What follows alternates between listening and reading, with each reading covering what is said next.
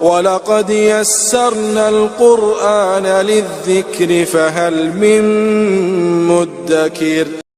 قال رسول الله صلى الله عليه وسلم: بلغوا عني ولو آية.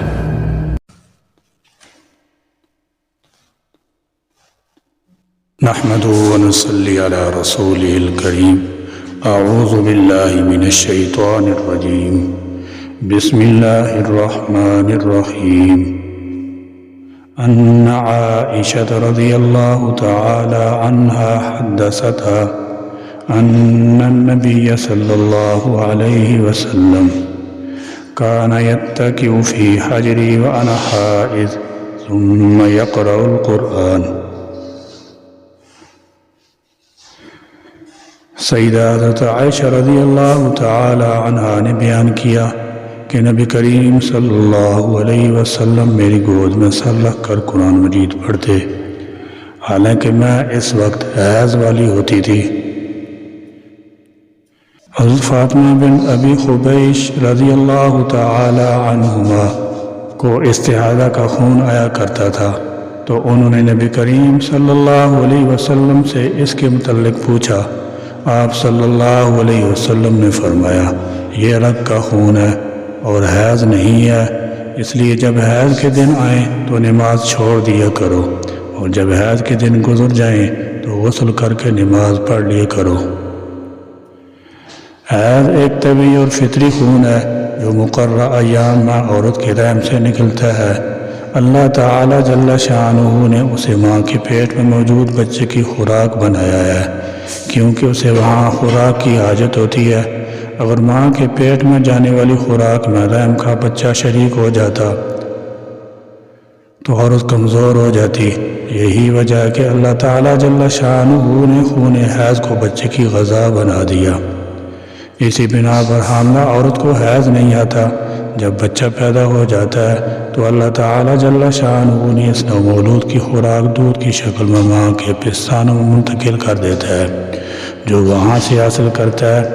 اس وجہ سے دودھ پلانے والی عورت کے حیض کے خون میں کمی واقع ہو جاتی ہے۔ جب عورت حمل اور رضاعت کے مراحل سے فارغ ہو جاتی ہے تو اس خون کی ماں کے رحم میں ضرورت نہیں رہتی، چنانچہ ہر ماہ تقریباً 6 یا 7 دن اسے حیض کا خون آتا ہے۔ کبھی عورت کے مزاج یا خاص حالات کی وجہ سے اس میں کمی و بیشی بھی ہو جاتی ہے۔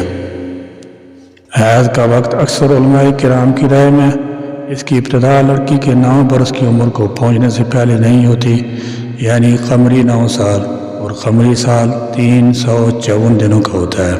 اور علماء کرام کے نزدیک اگر اس عمر سے قبل اس خون کو دیکھے تو وہ حیض کا خون شمار نہ ہوگا، بلکہ وہ کسی علت ہو یا بیماری اور خرابی کا خون ہے۔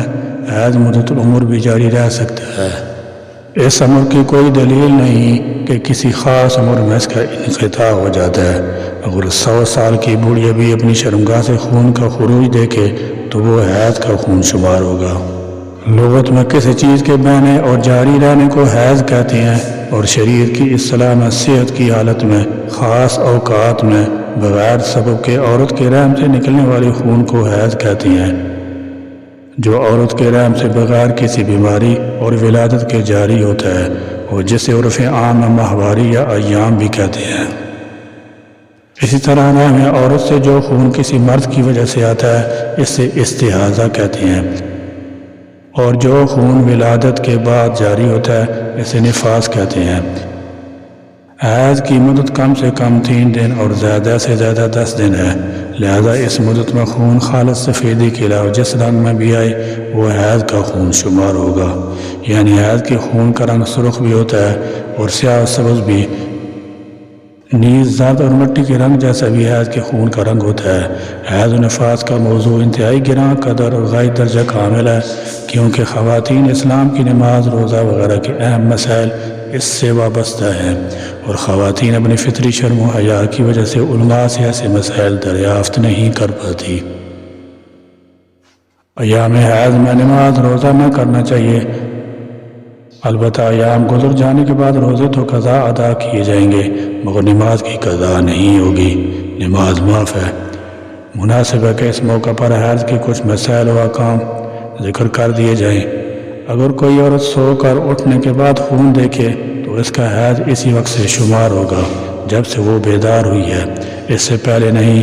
اور اگر کوئی حیضہ عورت سو کر اٹھنے کے بعد اپنے کو طاہر یعنی پاکی کی حالت میں پائے تو جب سے سوئی ہے اسی وقت سے طاہر سمجھی جائے گی یعنی پاک سمجھی جائے گی۔ حیض و نفاس کی حالت میں عورت کے ناف اور زانوں کے درمیان کے جسم کو دیکھنا یا اس سے اپنے جسم کو ملانا بشرط کہ کوئی کپڑا درمیان میں نہ ہو مکروہ تحریمی ہے اور جماع کرنا حرام ہے۔ حیض و نفاس والی عورت کو قرآن مجید پڑھنا دیکھ کر یا زبانی اور اس کا چھونا اگرچہ اس کی جلد یا چولی یا حاشیے کو ہاتھ یا انگلی کی نوک یا بدن کا کوئی حصہ لگے یہ سب حرام ہے۔ حیض والی عورت اگر کسی کو قرآن مجید پڑھاتی ہو تو اس کو ایک ایک لفظ کے یعنی جوڑ کر کے پڑھانے کی غرض سے کہنا جائز ہے۔ ہاں پوری آیت ایک دم پڑھ لینا اس وقت بھی ناجائز ہے۔ کاغذ کے پرچے پر کوئی سورہ یا آیت لکھی ہو اس کا چھونا بھی حرام ہے۔ جزدان میں قرآن مجید ہو تو اس جزدان کے چھونے میں حرج نہیں۔ حیض کی حالت میں کرتے کے دامن یا دوپٹے کے آنچل سے یا کسی ایسے کپڑے سے جس کو پہنے اوڑے ہوئے ہو قرآن مجید چھونا حرام ہے۔ قرآن مجید کے علاوہ اور تمام اذکار کلمہ شریف درود شریف وغیرہ پڑھنا بلا کراہت جائز بلکہ مستحب ہے، اور ان چیزوں کو وضو یا کلی کر کے پڑھنا بہتر ہے، ویسے بھی پڑھ لیا جب بھی حرج نہیں۔ ایسی عورت کو اذان کا جواب دینا جائز ہے۔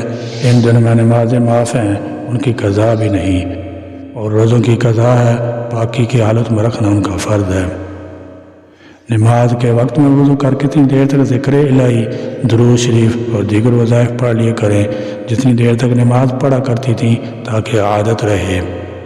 حیضہ کے احکام میں یہ بھی ہے کہ وہ بیت اللہ کا طواف نہ کرے، قرآن مجید کو پکڑ کر تلاوت نہ کرے، مسجد میں نہ بیٹھے اور اس کا خاوند اس سے صحبت نہ کرے کیونکہ وہ حرام ہے حتیٰ کہ اسے حیض آنا بند ہو جائے اور غسل کر لے۔